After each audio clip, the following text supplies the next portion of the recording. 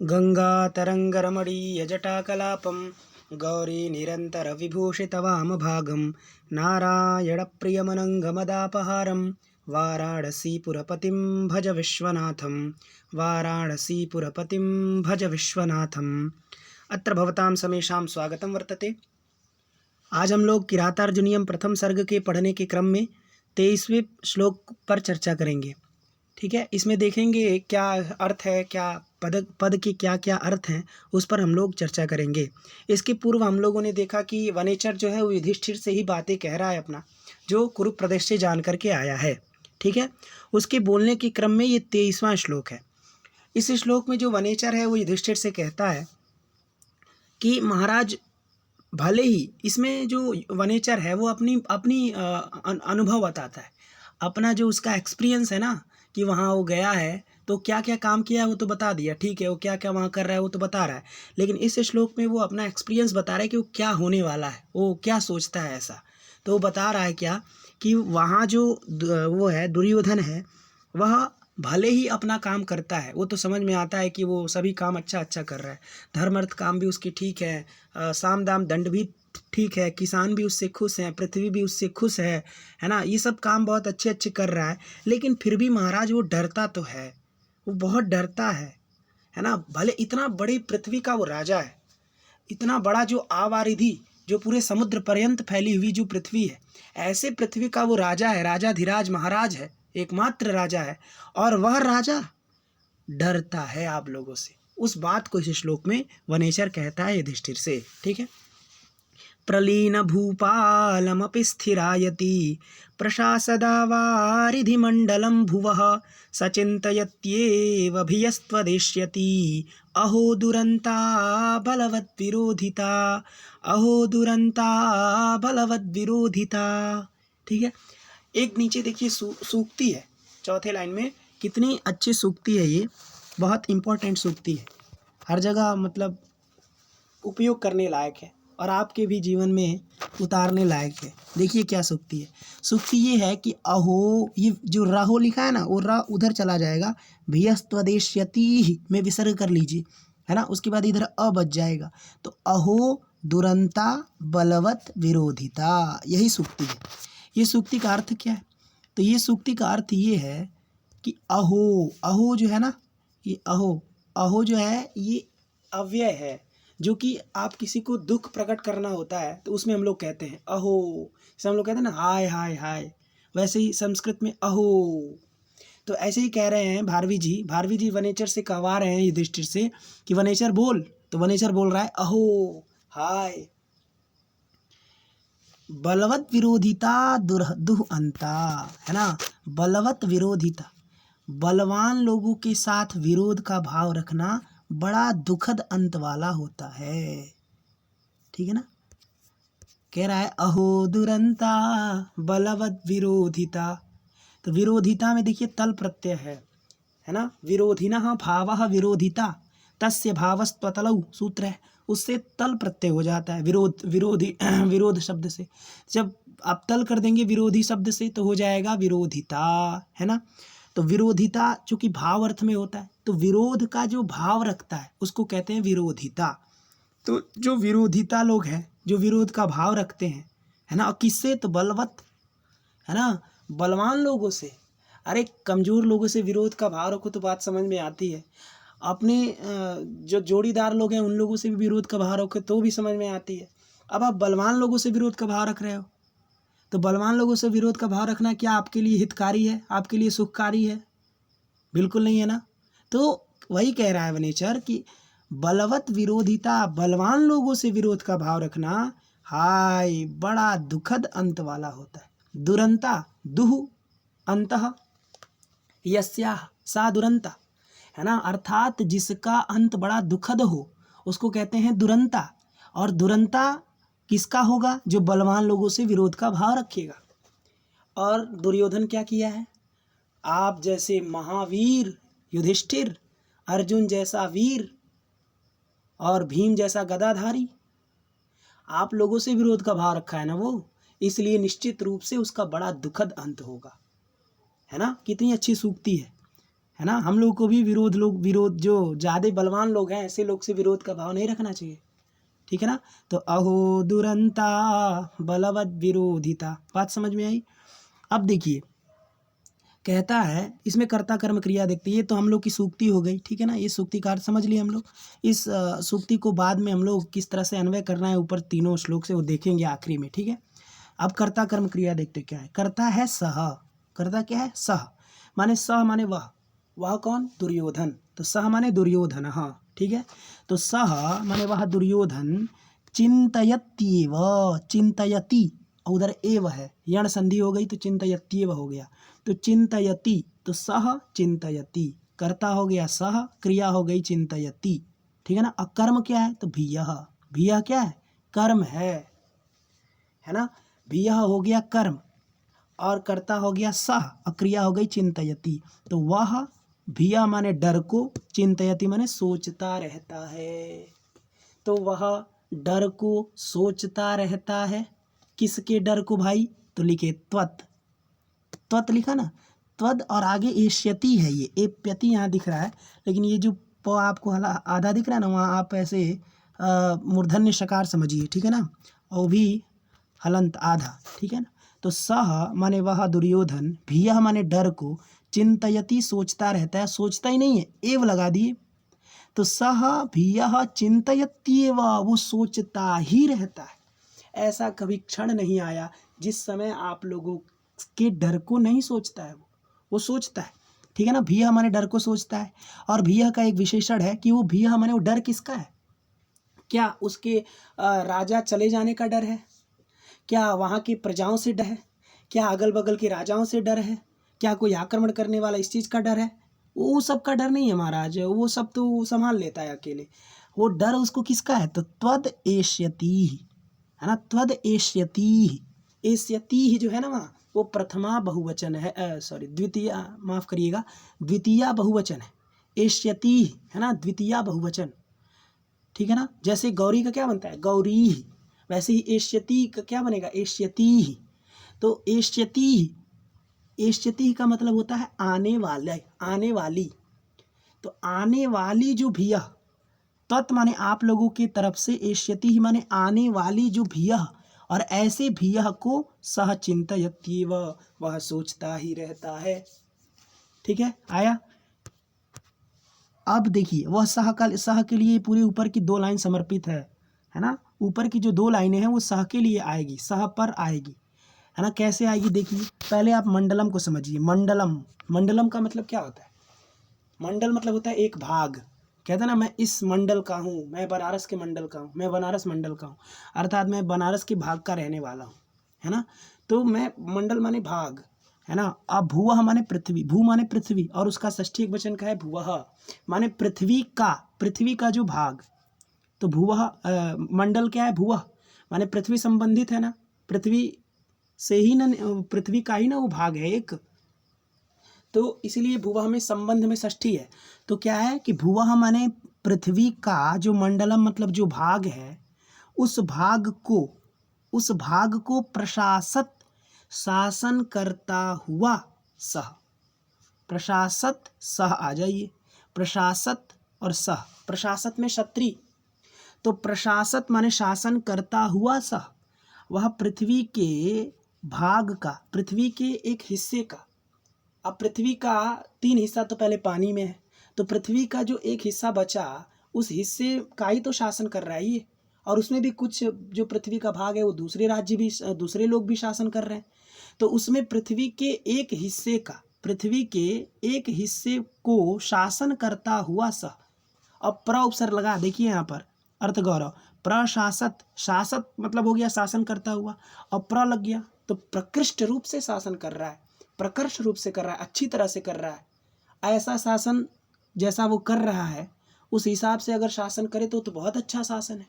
तो प्रशासत माने इतनी अच्छी तरह से शासन कर रहा है, लेकिन फिर भी सह चिंतयति, वो सोचता है, वो भले वो बहुत अच्छा शासन कर रहा है, सभी लोग उसके अनुकूल हैं, लेकिन फिर भी महाराज आप लोगों के डर को सोचता ही रहता है, ठीक है। बात समझ में आई।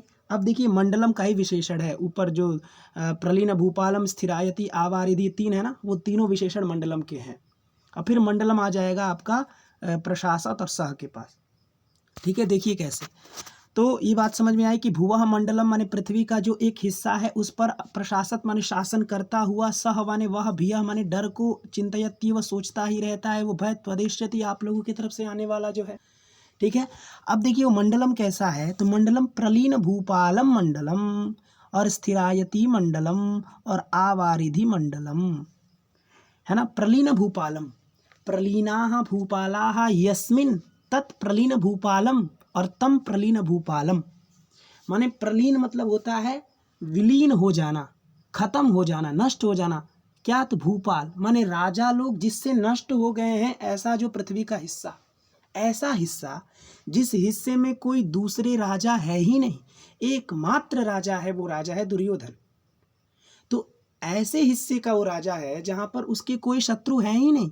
प्रलीन भूपालम मंडलम का वो राजा है जहां पर प्रलीनाः भूपालाः यस्मिन् मंडले तत्मंडलम प्रलीन भूपालम मंडलम। वह जो मंडल है वो प्रलीन भूपाल है महाराज, वहाँ एक भी कोई राजा है ही नहीं उसके अलावा, लेकिन फिर भी चिंतयतीव वो सोचता ही रहता है। ठीक है ना। और स्थिरायति मंडलम, और जिस हिस्से का माने जिस हिस्से का वो राजा है, जिस कुरु प्रदेश का वो राजा है, ऐसे कुरु प्रदेश जिसका आयति माने भविष्य बड़ा स्थिर है, बड़ा उसका भविष्य बिल्कुल खतरे में नहीं है ना। स्थिरा आयति यस्य, है ना, जिसका आयति मतलब होता है भविष्यत काल, भावी अवस्था। तो जिसकी भावी अवस्था स्थिर है, स्थित है, अच्छी है, कोई दिक्कत नहीं है, तो ऐसे स्थिरायति मंडलम का प्रशासक, उसका उस पर शासन करता हुआ भी सह चिंतयतीव वह सोचता ही रहता है ना। और मंडलम कैसा है, तो आवारिधि, ऐसा भी नहीं है कि छोटा मोटा हिस्सा है, अरे आवारिधि समुद्र पर्यंत फैला हुआ है। आवारिधि का मतलब क्या हुआ, आंग उपसर्ग है और वारिधि है।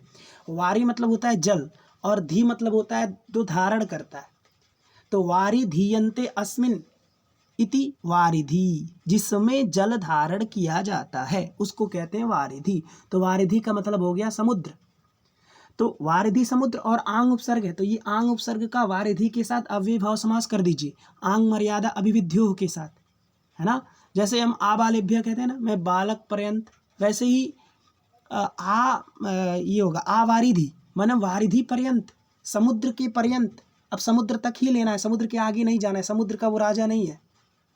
ठीक है ना, इसीलिए तो आवारिधि माने कि समुद्र पर्यंत जो राज करता है। आवारिधि मंडलम प्रशासक, सबका प्रशासक के साथ अन्वय करिए। ठीक है, तो प्रलीन भूपालम भुवः मंडलम प्रशासक और स्थिरायति मंडलम प्रशासक और आवारिधि मंडलम प्रशासक सह भियः चिंतयत्येव वह सोचता ही रहता है। ठीक है ना। और वो डर कैसा था, तो त्वदेष्यति ही आप लोगों की तरफ से आने वाली जो भय है, आप कभी ना कभी उस पर आक्रमण करेंगे, आप कभी ना कभी उसको आक्रमण उस पर करेंगे, इस चीज़ का जो डर है वो डर उसको हमेशा सताता रहता है। इसीलिए कहते हैं महाराज कि अहो हाय हाय हाय बलवत विरोधिता, बलवान लोगों से विरोधा भाव रखना बड़ा दुरंता, बड़ा दुखद अंत वाला होता है। ये दुर्योधन का तो बड़ा दुखद अंत होगा महाराज। वनेचर हौसला दे रहा है युधिष्ठिर को, कह रहा है महाराज आप चिंता मत करिए, आप बस आक्रमण करिए और देखिए उसका कितना दुखद अंत होगा, क्योंकि वो आपसे, आप बलवान, आप जैसे बलवान लोग और आपसे वो विरोध का भाव रख रहा है। ठीक है ना। चलिए एक बार फिर से देखते हैं क्या, कि सह माने वह, चिंतयति एवं वह सोचता ही रहता है, भियः माने डर को, त्वदेष्यति माने आप लोगों की तरफ से आने वाली।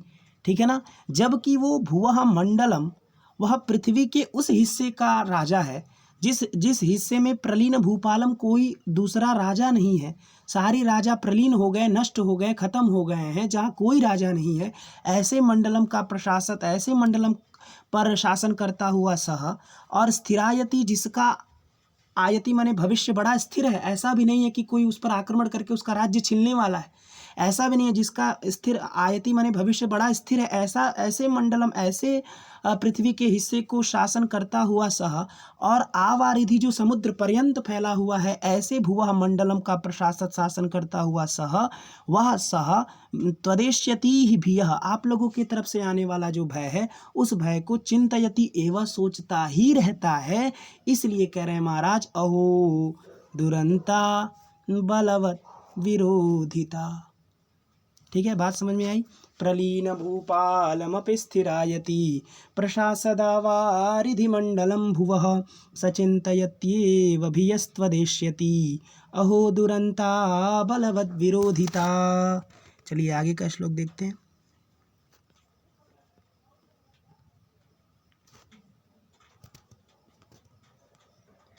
कथा प्रसंगेन जनैरुदाहृतात् अनुस्मृताखण्डलसूनुविक्रमः तवाभिधानात् व्यथते न ताननः सदुःसहान्मन्त्रपदादिवोरगः सदुःसहान्मन्त्रपदादिवोरगः।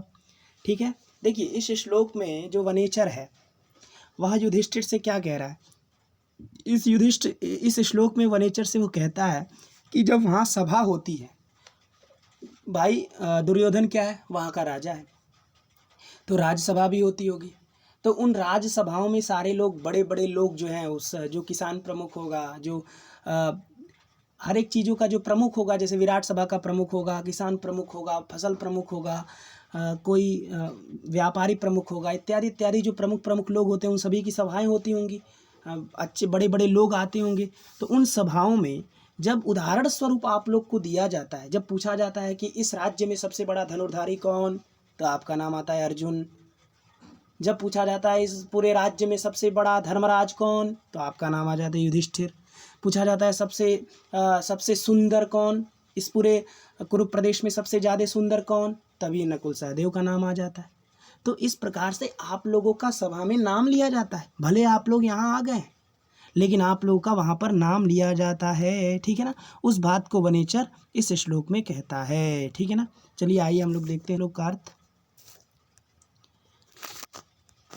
देखिए क्या है, सह।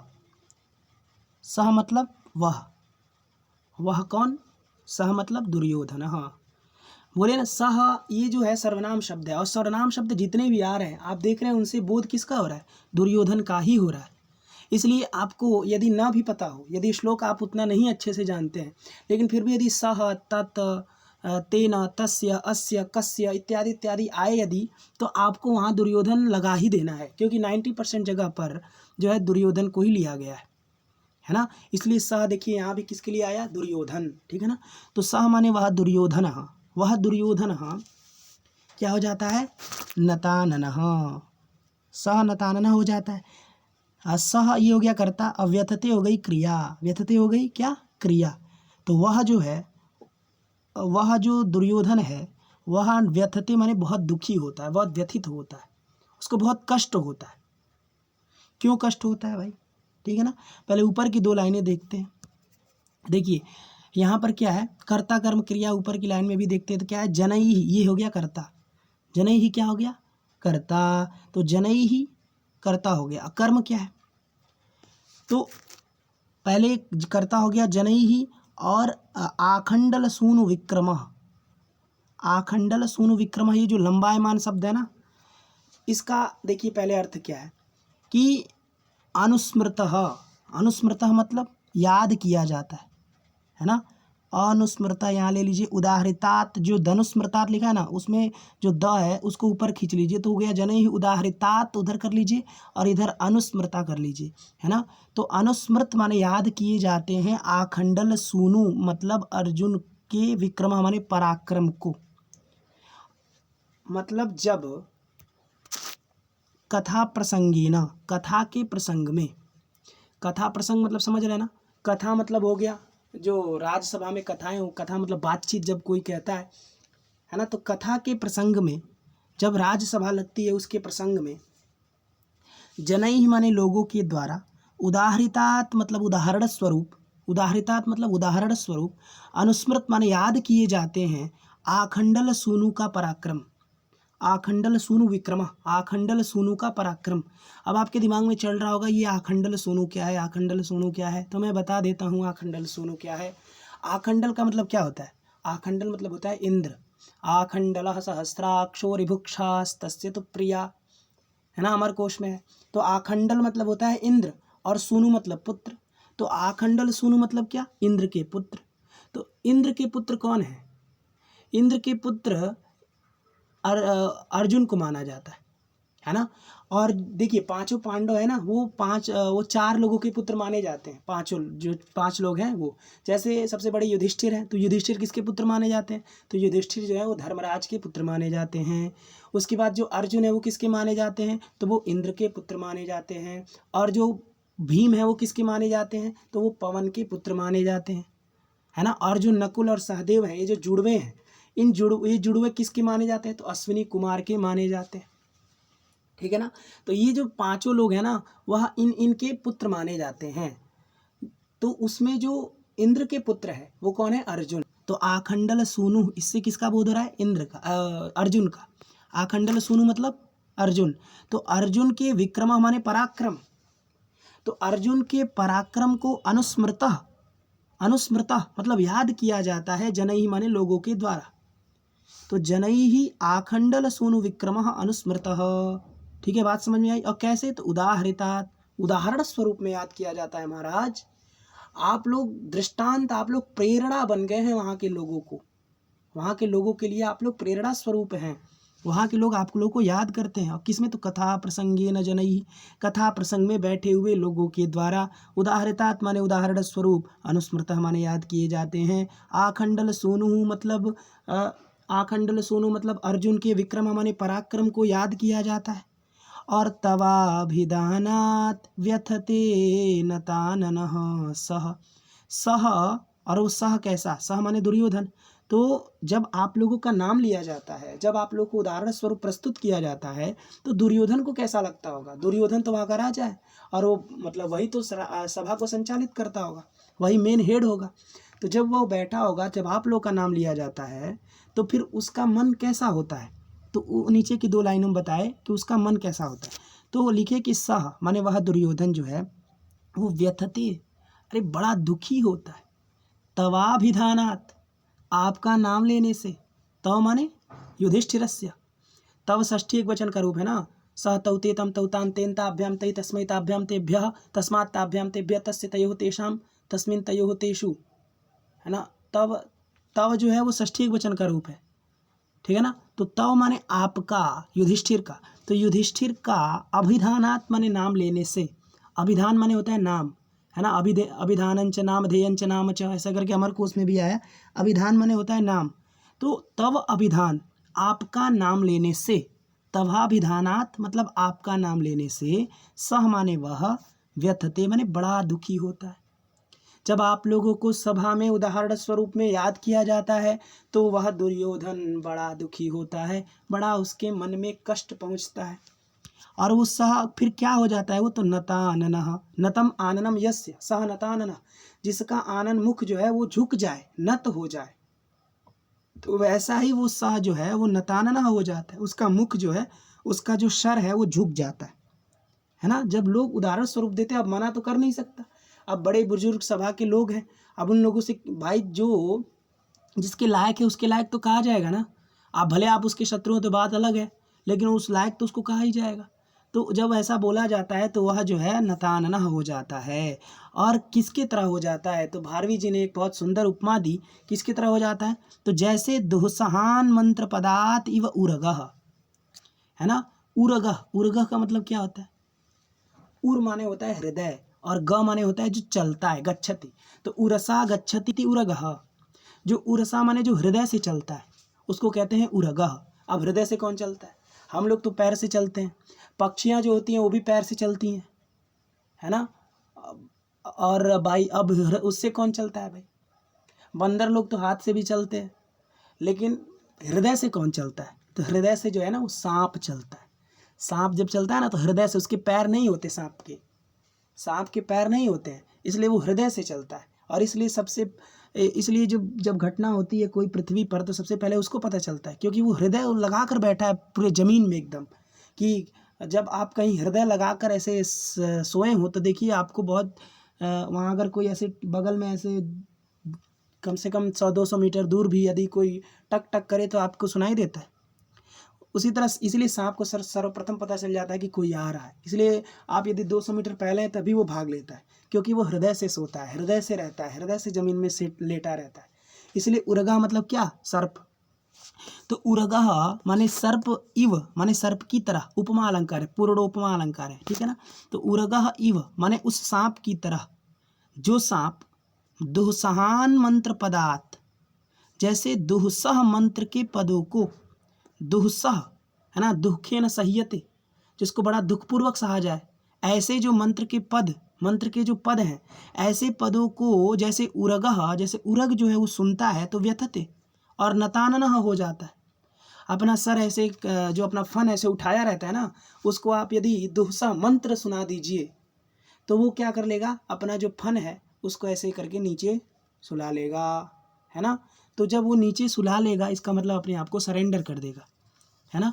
तो जैसे उरग जो है, वो सांप जो है, वह दुःसह मंत्रों को सुन करके अपना सर नीचे कर लेता है ना, उसी सांप की तरह है ये दुर्योधन। ये दुर्योधन किस तरह है? उस सांप की तरह है। अब सांप से तुलना किए भारवी जी, मतलब भारवी जी को देखिए किसके पक्ष में है ना, भारवी जी किसके? युधिष्ठिर के पक्ष में है। युधिष्ठिर की तुलना किससे किए? उस मंत्र से किए जो बड़ा पवित्र होता है ना। मंत्र जैसा पवित्र कुछ है नहीं है। तो मंत्र से तुलना किए किसको? किसका? युधिष्ठिर इत्यादि 5 पांडवों का। और सांप से तुलना किए किसका? दुर्योधन का, ठीक है ना। तो दुर्योधन उस सांप की तरह है, जो सांप दुःसह मंत्रों को सुन करके अपने आप को नतानन हो जाता है। उसी तरह युधिष्ठिर इत्यादि 5 पांडवों का, अर्जुन का, भीम का नाम सुन करके जो दुर्योधन है वो भी अपना सर झुका लेता है और बड़ा कष्ट होता है उसको, ठीक है ना। बात समझ में आई कि कथा प्रसंगेन जनैः, कथा प्रसंग में लोगों के द्वारा, उदाहृतात् माने उदाहरण स्वरूप, आखंडल सूनु विक्रमः, आखंडल सूनु विक्रमः अनुस्मृतः, अर्जुन के विक्रम माने पराक्रम को अनुस्मृतः जब याद किया जाता है, तब सह माने वह दुर्योधन अपना नताननः, आनन माने मुख को नीचे कर लेता है और व्यथते बड़ा दुखी होता है, तवाभिधानात् और आप लोगों का नाम सुनने से भी बड़ा उसको कष्ट होता है ना। उसी तरह कष्ट होता है जैसे दुःसहान मंत्र पदात, दुःसह मंत्रों के पद को सुन करके उरगः, उरग को होता है, सांप को होता है, ठीक है। कथा प्रसंगे न जनैरुदाहृतात् अनुस्मृता खंडल सूनु विक्रमः, तवाभिधानात् व्यथते नताननः सदुःसहान मंत्र पदादिवोर्गः, ठीक है। आज वनेचर का आखिरी श्लोक बचा है, चलिए उसको भी पढ़ लेते हैं। आज से वनेचर को विश्राम करवाएंगे। वनेचर बहुत दिनों से बोल रहा है, बेचारा थक गया होगा, अब उसको आज पढ़ करके उसको विश्राम दिलाते हैं, ठीक है। आज 25वां श्लोक है, आखिरी श्लोक है। वनेचर बोलेगा युधिष्ठिर से, ठीक है ना। बोलेगा तदाशु कर्तुं त्वयि जिह्ममुद्यते, विधीयतां तत्र विधेयमुत्तरं, परप्रणीतानि वचांसि चिन्वतां, प्रवृत्तिसाराः खलु मादृशां गिरः, प्रवृत्तिसाराः खलु मादृशां गिरः, ठीक है।